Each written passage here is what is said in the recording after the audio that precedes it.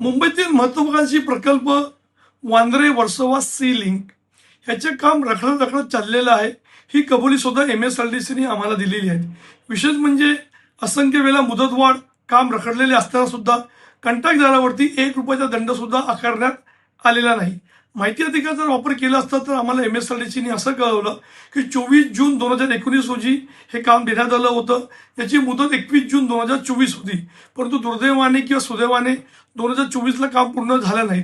सर्वप्रथम त्याला 27/2/2025 अशी मुदतवाढ पहिली देण्यात आली.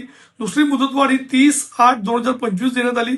तिसरी मुदतवाढ 26/12/2026 देण्यात आली आणि आता सध्या 17/5/2028 अशी चौथी मुदतवाढ देण्यात आलेली आहे. खरं पाहिजे तर वी बिल्ड एप्को नावाचा जो कॉन्ट्रॅक्टर सध्या काम करत आहेत, यापूर्वी रिलायन्स नावाचा कॉन्ट्रॅक्टर होता, त्यांनी काम न केल्यामुळे त्याला काढण्यात आलं आणि त्याऐवजी एप्कोला काम देण्यात आलं. परंतु ज्या पद्धतीने कामाला गती मिळणं आवश्यक होतं, मध्यंतरी मुख्यमंत्री देवेंद्र फडणवीस यांनी सुद्धा संपूर्ण मुंबईतले जे वेगवेगळे प्रकल्प आहेत, यामध्ये हा सुद्धा प्रकल्प आहे, याच्या दिरंगाईला घेऊन नाराजगी व्यक्त केली होती.